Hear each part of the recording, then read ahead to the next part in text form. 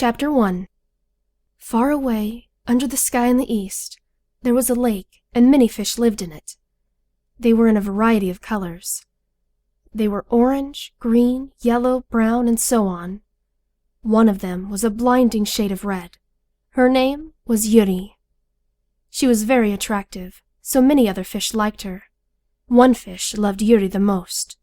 That fish's name was ZYUN. ZYUN was a unique color too. He was white. Moreover, he was as white as flowing clouds in the sky.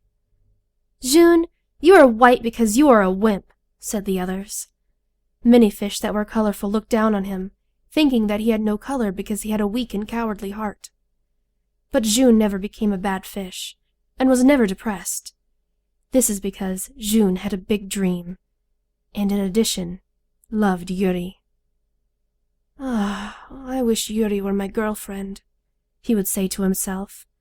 He hoped this every night, looking up at the moonlight which shone down into the water. Chapter 2. ZYUN and ZYUN were taking a swim in the lake, when ZYUN finally built up his courage and asked ZYUN to swim with him. Around the middle in the lake, they looked up. They could see the bright surface of the water lit by sunshine above. "I have a dream," ZYUN said, looking up. "Oh? What is your dream?" ZYUN asked. "That I will get out of the water, and I will fly in the sky." "Whoa, that is wonderful! But I wonder whether we fish can fly in the sky." ZYUN looked at ZYUN. "I'm not sure, but I know of one possible way. If this way really works, I can make my dream come true." "That is excellent! If you fly, it will make you really great." ZYUN was looking at ZYUN. She said, "I'm sure that you can do it, because even when other fish are mean to you and say bad things, you neither back down nor are you mean to them. I think that is very nice of you." ZYUN's heart was thumping. It seemed that something beautiful was about to happen. "I will be sure to fly then, and I will take you." His heart was beating too fast for him to continue to speak. "ZYUN, I will take you to the sky," he said. In his heart he added, "When I do, I will confess that I love you." "Really? You promise?" asked ZYUN. Her eyes shone. "Of course.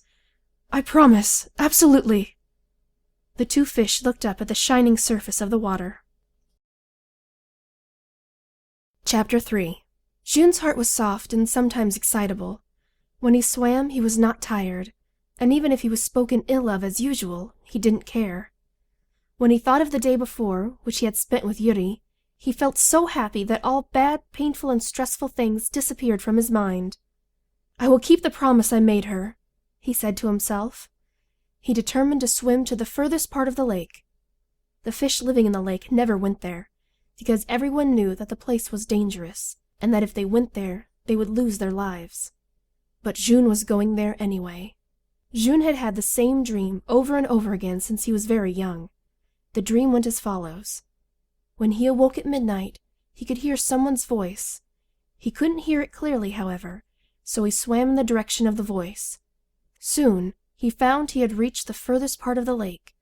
There was a dark, deep black cave there, and he could clearly hear the voice coming from inside the cave. "I will make your dream come true," it said. Chapter 4. ZYUN believed that he would find the key to realizing his dream to fly in the sky in this dangerous and forbidden part of the lake. Flying was no longer only his dream. Before yesterday it had been, but now the dream also belonged to ZYUN, and he had to realize it for her sake. When he thought of this, he felt his body grow hotter and hotter, and stronger. The signboard on a rock said, "Keep away from the far place. Dangerous." ZYUN stopped for a second. For a while he looked at the sign, breathed deeply, and then swam toward the cave's entrance. Little by little, the water around him was starting to flow by faster. It got darker around him, and suddenly, he felt like he was being vacuumed up and pulled toward the cave against his will. He caught hold of a rock and hid behind it, shouting desperately. Slowly, he peeked out around the side of the rock, still holding on to it, and looked at the strong water flowing by. He was surprised to see the same deep darkness in the cave's big opening that he had seen again and again in his dream. Like in his dream, he heard the same voice coming from it. Why did you come here? The voice was low, and it seemed to be uttered by someone in pain. I said, why did you come here? The voice repeated. ZYUN hurried to give the best explanation that he could. I came here to have my dream come true. What is your dream? My dream is to fly in the sky. Suddenly, the strong water stopped flowing. Chapter 5. ZYUN timidly came out from the shadow of the rock and watched the front of the cave that looked like a big open mouth. Do you believe that you can fly in the sky, despite being a fish? I truly understand that fish can never fly like birds, but I want to fly in the big sky. Why do you want to fly in the sky like that? Because it is my dream. Is that the only reason? ZYUN was puzzled for a moment. The other reason is that I promised someone I would fly in the sky. ZYUN opened his eyes wide and gazed into the darkness of the cave. Then he saw Yuri's fin in his mind. Yes, I understand. I will make your dream true. Really? ZYUN shouted with clear voice. But there must be one condition. Yes, of course. I will do anything if you make my dream true. Then I will tell you. I want your life. There was silence. After a while, ZYUN asked, doubting what he had heard. My life? Yes. Hey, you white fish.